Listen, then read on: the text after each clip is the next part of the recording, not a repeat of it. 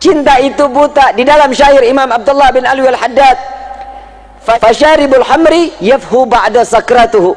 Orang yang cinta, orang yang namanya mabuk minum minuman khamar, setelah dia mabuk udah sadar tuh dia tuh, dan apa yang dia lakuin lupa, kebelakangannya lupa. Tapi kalau orang yang udah mabuk cinta, wasyaribul hubbi tulil umri sakrano, orang yang udah minum nikmatnya cinta sampai mati akan menambahkan rasa cinta dan terus dalam keadaan mabuk dengan cintanya. Betul? Gorma romantis orangnya. Soalnya zaman sekarang ngomongin cinta itu lebih masuk ke dalam otak sama ke hati dibanding suruh rukun wudu. Ayo Kiai, jujur, bener nggak? Urusan cinta ya otodidak, bib. Itu mah berjalan sendiri. Yang namanya cinta harus ada pengorbanan, betul? Bagaimana cintanya Nabi kepada kita? Pengorbanan dari awal lahir sampai yaumil qiyamah, pengorbanan semuanya untuk umat Nabi Muhammad SAW. Sampai diabadikan di dalam Al-Quran, laqad ja'akum rasulun min anfusikum azizun alaihi ma anittum harisun alaikum bil mu'minina raufur. Akan datang kepada kalian seorang rasul utusan Allah, sama seperti kalian, bagian golongan manusia, memiliki rahman, memiliki rahim, punya kasih sayang yang begitu besar, namun beban umatnya dipikul sampai yaumil qiyamah. Beban umat dipikul, kita beban hidup kita sendiri aja udah males, belum ujian dalam hidup nih. Tapi ingat-ingat nih, ada ujian, ada azab. Ya, ada ujian, ada. Buat orang yang ujian, mereka yang punya kelas. Orang sekolah punya kelas, ada ujiannya kan? Ada tingkat kenaikan kan? Kalau dia bagus, nilainya bagus, bisa naik ke. Kalau dia lulus dalam ujiannya. Kalau orang yang nggak mungkin sekolah, orang nggak sekolah, mungkin nggak ada ujian. Mungkin naik kelas, nggak mungkin. Nih hidup kita nih kadang kita lupa nih. Ini saya cuma sekedar ngingetin. Ada orang, kalau kita tanya, kita tahu nih orang ibadahnya males, ogah, ngaji nggak mau, baca Quran enggak. Begitu datang ketemu kita, ujian besar sekali.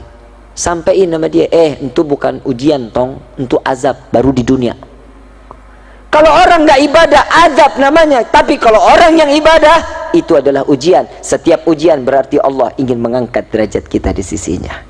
Alhamdulillah. Enak kan? Enak gak jadi umat Nabi? Gue mah ogah ujian mulu. Ujian dalam hidup ini gimana cara hindarinnya? Yang pertama harus sabar, betul? Bagaimana caranya? Tapi jangan pernah minta doanya, ya Allah berikan tambah kesabaran buat diri hamba. Jangan. Ujian terus menerus loh. Katanya minta sabar.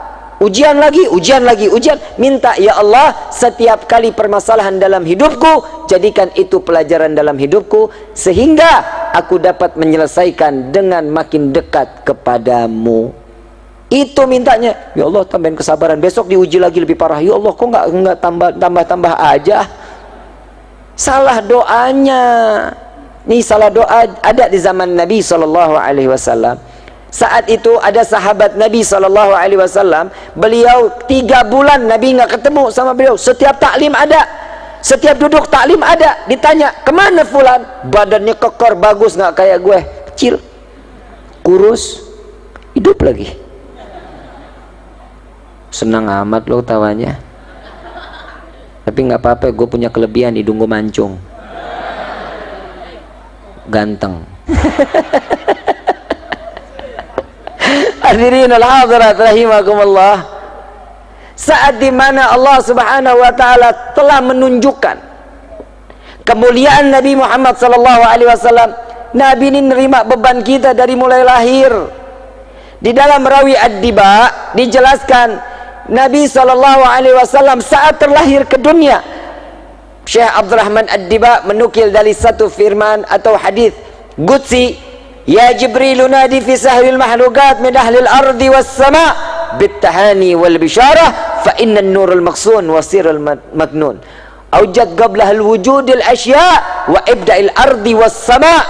Nih Allah subhanahu wa ta'ala mengatakan, wahai Jibril, beritahu penghuni langit dan bumi, Cahaya yang selama ini aku jaga dan tersimpan, di malam ini akan aku keluarkan di atas bumiku. Dan sedangkan aku, kata Allah, aku akan menghias langit dan bumi dengan gemerlapan cahaya yang begitu indah. Jadi yang ngerayain maulid duluan siapa? Siapa yang ngerayain? Terus ada yang bilang, jadi buat apa sih ngerayain maulid? Ngaji lo di pohon bambu, makanya ngaji. Di dalam Al-Quran ada sejarah. Di dalam Al-Quran ada sejarah apa enggak? Berarti sejarah dengan kita membaca Al-Quran sama enggak tingkatannya? Kita tahu Fir'aun, Al-Quran. Kita tahu Nabi Ibrahim yang ngebangun Ka'bah, ada di dalam Al-Quran. Kita tahu anjing yang boleh masuk surga, ada di dalam Al-Quran. Kita tahu mana yang halal, kita tahu mana yang haram, zakat wajib, salat 5 waktu wajib, haji jika mampu diberikan kewajiban, semuanya dari Quran.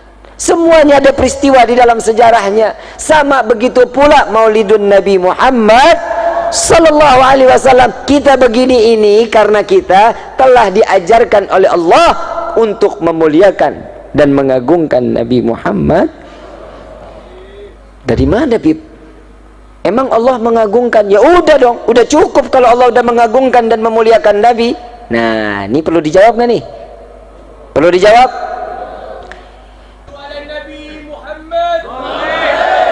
Bukan semata-mata kita cuman mau cari perhatian. Nabi ini mikirin kita. Kalau ada orang yang di luar sana, untuk apa, buat apa, kenapa, tanya nih, seakan-akan dia sama iblis sama. Saat kelahiran Nabi, siapa yang benci? Jadi kalau ada orang bilang nanya, ngapain acara-acara maulid? Nih tanya tuh, nih jangan-jangan lo iblis nih. Apa kata Nabi? Aku khawatir, kata Nabi. Nabi mengatakan, aku khawatir pada zaman nanti, di akhir zaman kelak datangnya pada umatku, Islam cuma nama. Sudah apa belum? Ngaku Islam, betul? KTP Islam, sholat kagak, ngaji durhaka, sadar. Alhamdulillah. Saya besok-besok pengen cari yang tempat daerahnya yang pada sadar aja masyarakatnya dah, jadi enak, berasa nyadarinnya. Sebenarnya nggak usah disadarin, Bib, kita udah sadar, tapi kitanya aja yang blow on. Coba kita bisa kebayangin, Islam cuma nama, cuma sekedar nama. Namanya Islam, sama orang jahatnya luar biasa, mulut ngoceh aja. Orang tetangga beli kulkas, kita yang tempel koyo. Bu, hei, begitu kelewatan loh. Tetangga beli mobil Grace, bapak kakinya encok. Begitu. Mudah-mudahan di sini mah orang-orang soleh-solehah semuanya. Saya nggak ngelihat ada keburukan di mukanya nih. Kalau kita ditampakin keburukan, waduh, benjol sono, benjol sini. Insya Allah, Allah baik sama kita ya, baik. Tapi kita nggak pernah baik sama Allah, betul? Udah numpang di bumi. Kalau kita satu kali sholat Allah murka, kita diusir dari bumi, mau kemana loh? Ya udah, Bib, saya pindah ke dalam tanah. Emang tanah punya siapa? Bapak loh, punya Allah. Ya udah, Bib, saya beli pesawat, saya naik ke atas bulan. Bulan punya siapa? Ya udah, Bib, saya tinggal di matahari. Buleng-buleng loh. Matahari punya siapa? Ya udah, Bib, saya tinggal di neraka. Neraka punya siapa? Kalau Allah sudah turunkan murka kepada setiap hamba, selesai hidup loh. Jangan main-main. Untuk masalah sholat nggak ada kata tawar menawar. Untuk sholat wajib, hukumnya wajib, nggak bisa jadi haram, nggak bisa jadi mubah, nggak bisa jadi sunnah. 1 tambah 1 sama dengan, bisa jadi 3. Kenapa? Ya sudah hukumnya, Bib. Begitupun Al-Quran, begitupun sholat kita, nggak bisa kita rubah. Kalau yang udah namanya sudah ketentuan Allah, ini maktub, nggak bisa dirubah, udah nggak bisa. Laki, ini udah maktubnya jadi laki. perempuan udah maktubnya, nggak boleh dirubah. Kenapa? Ini udah kodratnya.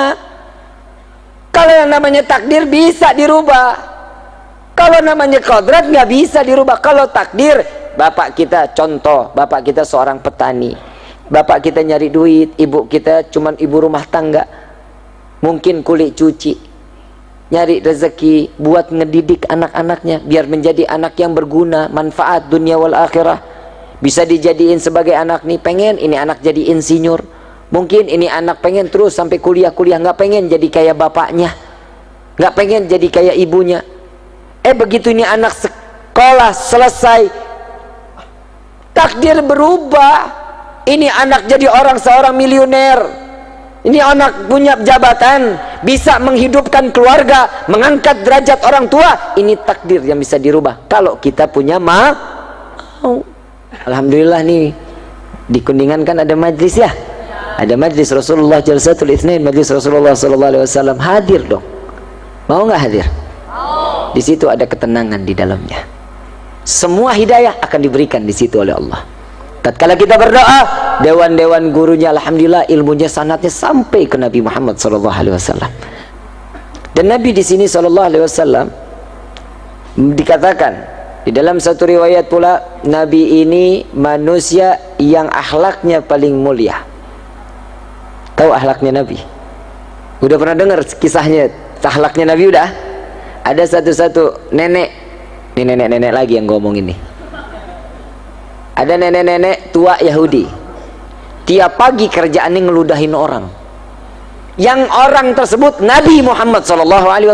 Lewat Nabi diludahin, Nabi ulap mukanya pakai sorban dan dikatakan barakallahu fiik, semoga Allah limpahkan keberkahan. Dengan senyuman Nabi lontarkan. Besoknya Nabi nggak putar arah, enggak, Nabi lewat lagi, makin dekat jalannya. Makin besoknya lewat, deketin lagi. Sahabat sampai bingung, ya Rasulullah kok demen amat diludahin sih? Apa kata Nabi? Udah bener jauh, kenapa deket? Apa kata Nabi? Aku khawatir tatkala dia sedang mendatangiku, dia kesandung, sakit. Lebih baik aku yang dekat biar dia tidak terlalu jauh meludahkanku, kata Nabi Muhammad SAW. Sallu ala Nabi Muhammad. Mulia Nabi Muhammad SAW. Saya kalau udah ngomongin akhlak Nabi, aduh, kita nggak ada apa-apanya akhlak kita, benar-benar. Itu yang pertama. Sampai 3 hari ini nenek nggak datang, nggak ada. Saat Nabi lewat, kok nggak ada yang ludahin saya lagi? Dicari sama Nabi, ditanya sama tetangganya, kemana ini nenek yang biasa nyapu-nyapu di depan rumahnya? Sakit ya Rasulullah.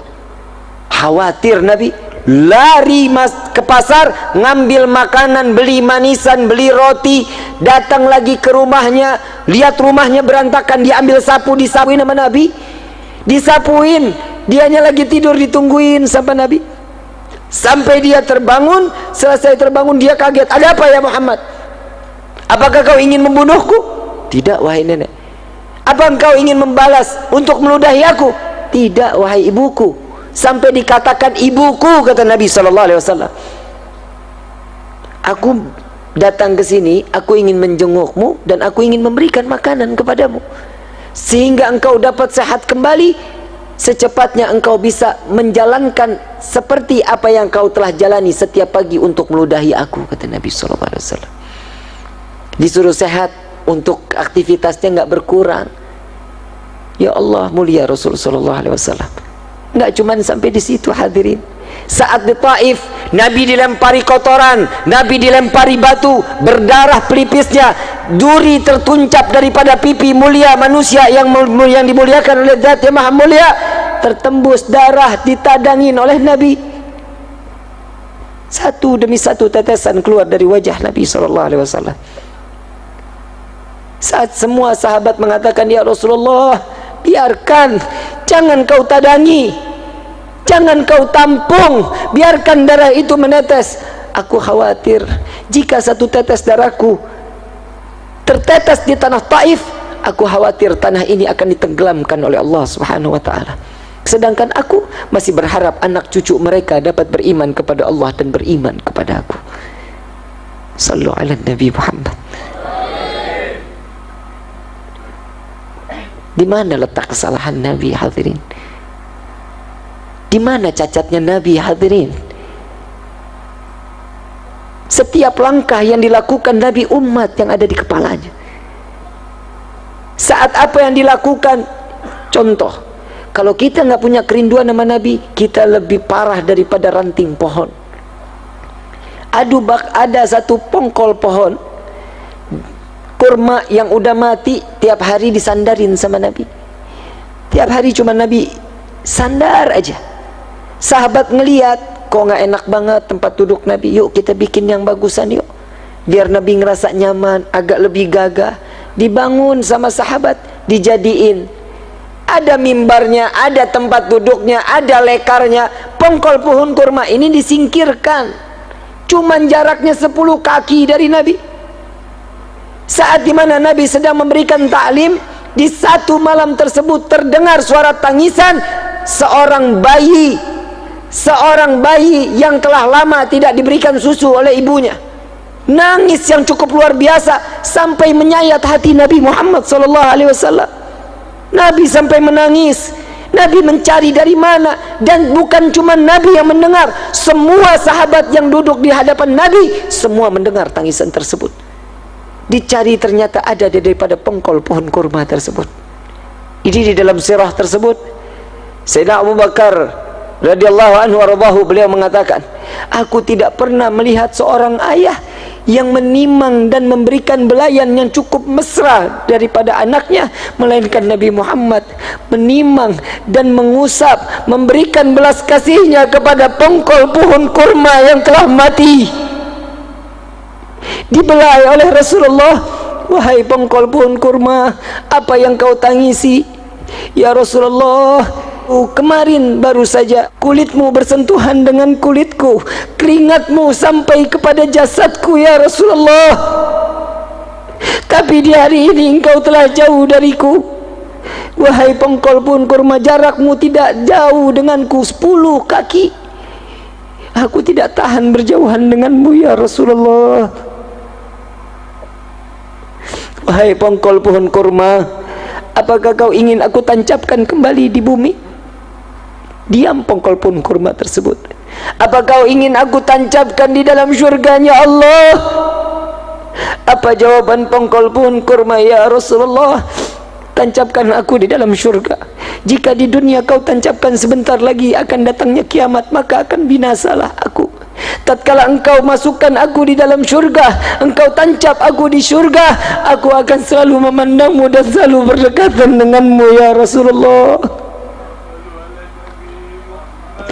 Huwa Muhammad, belas kasihnya sangat luar biasa, kecintaannya kepada makhluk, rahmatan lil alamin.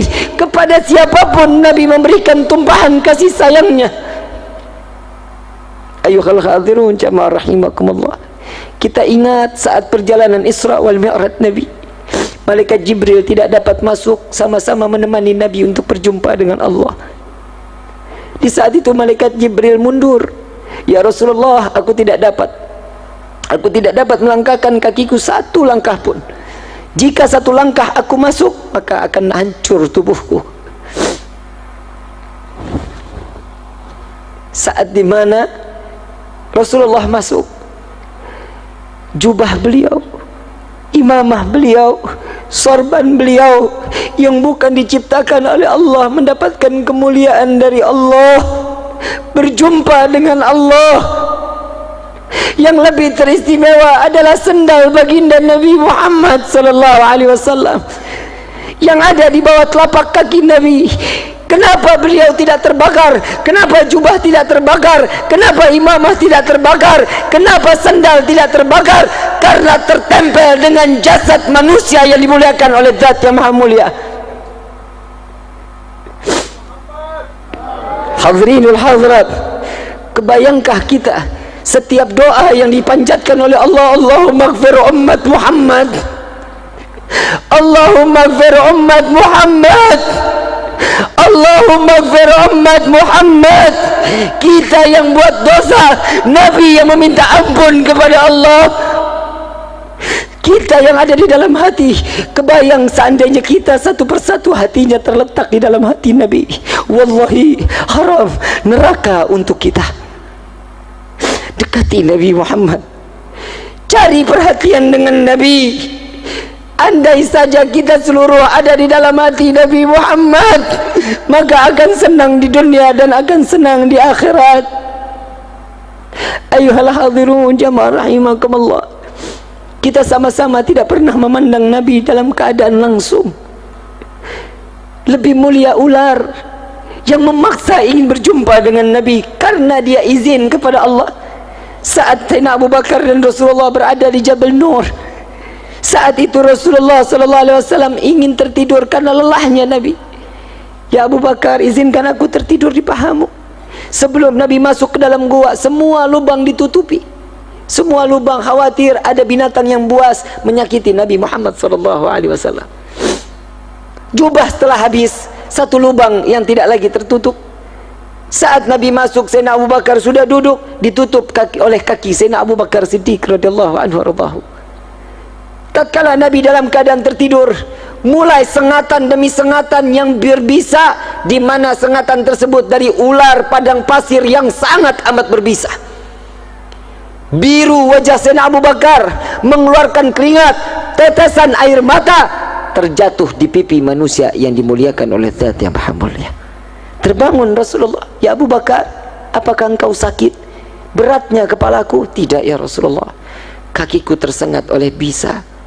Sepertinya ada ular ya Rasulullah. Coba halangi, angkat kakimu. Begitu diangkat terlihat hancur kaki Sayyidina Abu Bakar Siddiq. Sampai di dalam riwayat tulang kaki Sayyidina Abu Bakar terlihat. Logika, ular sekali gigit jalan, tidak akan pernah berulang-ulang kali, tidak. Tapi ular tersebut menghancurkan daging daripada Sayyidina Abu Bakar Siddiq radhiyallahu anhu warḍahu. Dengan mukjizat Nabi, diambil ludah Nabi, diseka daripada luka Sayyidina Abu Bakar Siddiq. Lalu ular ini keluar di hadapan Nabi SAW. Lalu Nabi mendengar. Saat itu Nabi tersenyum, ya Abu Bakar, ular ini tidak ada niat untuk menyakitiku. Dia izin kepada Allah, hanya ingin memandang wajahku. Ular jauh lebih mulia pandangan pernah memandang Nabi Muhammad SAW. Bagaimana dengan kita yang merindukan Nabi? Ini acara seperti ini yang terus mengaitkan kita dengan Nabi Muhammad SAW. Tidak ada makhluk, tidak ada seorang yang dapat menolong kecuali Nabi SAW di dalam Maulid Ad-Diyaul Lami. Ya Rabbi salli ala Muhammad habibika syafi'il musyafa', yang pertolongannya akan diterima dan akan ditolong oleh yang Maha Penolong. Saat kita berbondong-bondong di padang mahsyar, nabi-nabi lain tidak dapat. Nafsi, nafsi, nafsi, nafsi. Dirimu sendiri, dirimu sendiri. Tidak ada yang bisa menahan illa Nabi SAW. Nabi cuma mengatakan, Analaha, Analaha, Analaha, aku yang dapat menolong kalian, aku yang dapat memberikan syafaat kepada kalian. Sehingga Nabi sujud kepada Allah, diangkat, wahai Muhammad kekasihku, angkat. Tidak lagi ada seorang hambaku yang sujud kepada aku di hari ini. Ya Rasul, ya Allah, umat sudah dalam keadaan tersiksa di padang mahsyar, hentikan siksaannya, tolong mereka. Seandainya mereka harus masuk ke dalam neraka, masukkan mereka ke dalam neraka. Harusnya mereka saat penimbangan amal diambil di penimbangan. Saat itu pun apa jawaban Allah? Ya Muhammad, jika engkau meminta tanpa sujud kepadaku, akan aku kabulkan permintaanmu. Sallu ala Nabi Muhammad. Ayuhal hadirun jamaah rahimakumullah, kita yang dinanti oleh Nabi, kita yang diharapkan oleh Nabi. Saat Nabi dalam keadaan sakratul maut, Nabi bertanya kepada malaikat Jibril, ya Jibril, aku masih ingin bersama dengan umatku, aku tidak bisa jauh daripada umatku.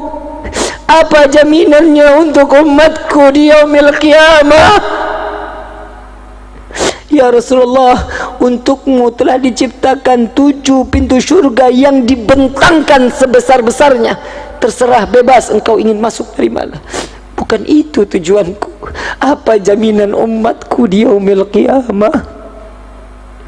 Malaikat Jibril bertanya kepada Allah, ya Allah, Muhammad kekasihmu meminta apa jaminan untuk umatnya di yaumil qiyamah.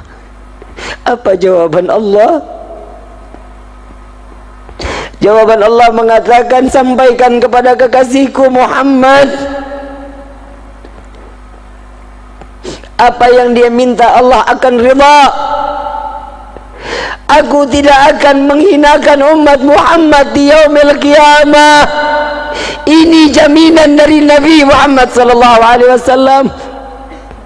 Cukup kita sakitin hati Nabi, cukup. Cukup kita lalai kepada Allah, cukup. Malu kita di hadapan Nabi. Para orang-orang tua kita, para salafun as-salihun, yang mereka dengan bangga membawa amalan sedekahnya, membawa amalan zakatnya, diperiksa oleh Nabi. Nabi tersenyum dan mengatakan, hadza ummati ya Rabbi, ini adalah umatku. Bagaimana kita saat kita dipanggil oleh Allah dengan banyaknya pikulan-pikulan dosa di hadapan Allah, disaksikan oleh Nabi Muhammad, dibuka amalan, tidak ada amalan melainkan dosa.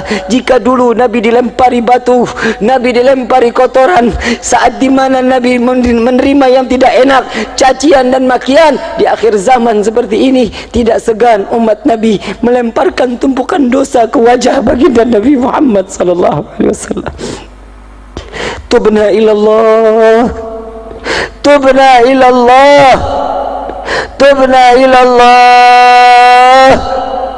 Tobatlah kepada Allah, mohon ampunlah kepada Allah. Tidakkah kalian ingin membalas daripada pekerjaan yang telah dilakukan oleh Nabi untuk menyelamatkan umat? Yang sunnah dikerjakan, yang wajib harus lebih dikerjakan. Kenalkan diri kita kepada Nabi sallallahu alaihi wasallam. Seperti acara inilah cara kita perkenalan kita dengan Nabi sallallahu alaihi wasallam.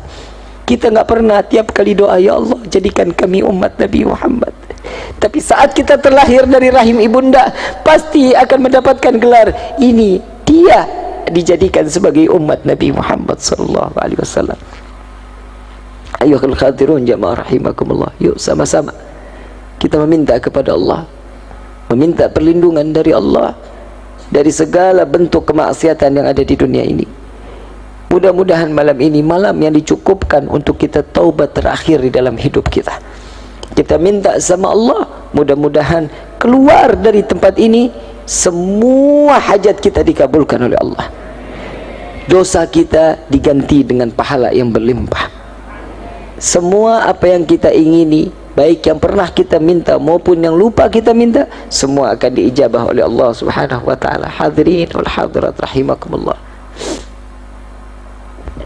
Saya minta waktu satu kisah lagi, di mana kisah ini manusia yang begitu mulia dan mengobral syafaatnya di yaumil qiyamah.